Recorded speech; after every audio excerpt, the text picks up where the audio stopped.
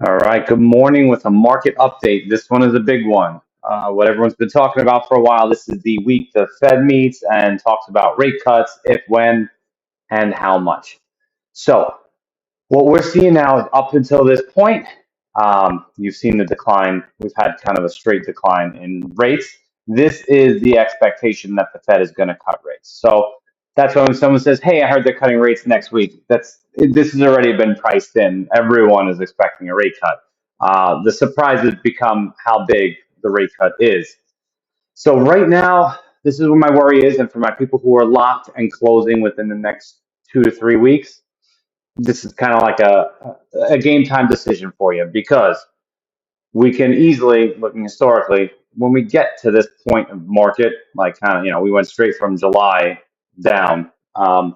More than likely, we will see a bounce. It happened if you go back previously, like, you saw the same type of trend. Oh, look, we're here. Everyone's expecting them to break lower. I actually remember even I was when we cleared that. And then we turned around and shot back up. So I don't think we're going to deal with a big upswing like this. But in this pattern, there's a very good chance we bounce up for a little while before seeing what happens next. Um, and my concern here is the Fed, right? Everyone is pricing. Until I got the data this week, I didn't see the exact numbers, but everyone is counting on the Fed cutting rates. Like that's almost 100%. I don't think anyone's thinking the rate's not going to get cut. So there's like a 3 to 6% chance of that, like it goes unchanged. But like 45% of people think it's going to be a 50 basis point cut, which is double the usual. Like the increases are usually 25 pips. This would be a 50 cut. That's a significant drop and would mean, hey, we've beat inflation, it's over.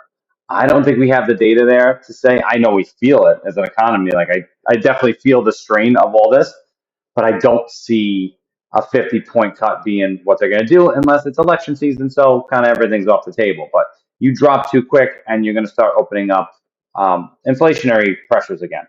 So then there's the other like 45% thinking that they're going to cut them 25 basis points, which is more reasonable, something that's expected. The problem is everything is baked into almost a 50%, 50 bip cut. So if they do it, okay, cool. The market will be like, oh, thank God, I knew it was coming.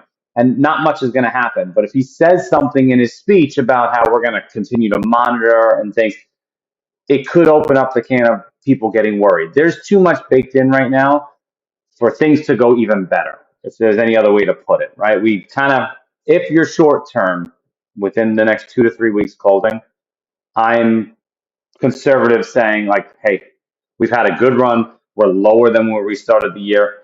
Let's just lock it in and be safe. It doesn't matter. This cut, even if they cut what they expected, I don't think this market drops any significant unless there's some sort of data. But you talk about coming back here, it's a whole different ballgame. I don't think we'll be there. I think there's more of a chance of something coming out to spook the market to the upside than anything else. So I'm a lock today, tomorrow person. Take your risk out of it. You've had a good run. I mean, people down here, I remember when like, hey, let's lock. Oh no, I want to wait from the beginning of January until you know the end of April. There was no break. That's it. It was straight up. I mean, you had your dips along the way, but you never saw this again until now. So you're buying now with the mindset of, hey, listen, you got in one of the better rates before the market starts piling on again. People start showing up because we do get a big cut. It's gonna spark people to get out and shop again. Every time they talk about rates, my phone rings. So this will, like, if you have a house, you're in contract. These are the times, like, just get the house. Don't worry about the rate so much. If it's 599 or 575 or 65 and 625, it's irrelevant. Just get in here, own the property. Let's get through election season and all this chaos and see where we end up. I just, like I said, and then there's a chance of the really, really, really small chance of them raising rates, which I don't see happening, but I'm kind of leaning towards they're not going to do a big as a cut as they thought. And I'm still kind of worried they're not going to do any cut at all. And then this will all erase. This is all based on them, assuming a quarter basis point cut. I think this all erases if they don't give the market what it wants. And then on the other end of that, you got the stock market, which is had its sell off down, at the end of August and shot right back up. So there's just two variables going at once that I'd say any other chance, are you going to see this continue down for, I mean, look at the run we've been on. You really think we're going to break here and then just fall all the way back off? I don't see it. The data's not there yet. So I am a lock this week and worry about it tomorrow. Any questions you got, let me know. But we will be doing content all week with we got a couple of big things coming.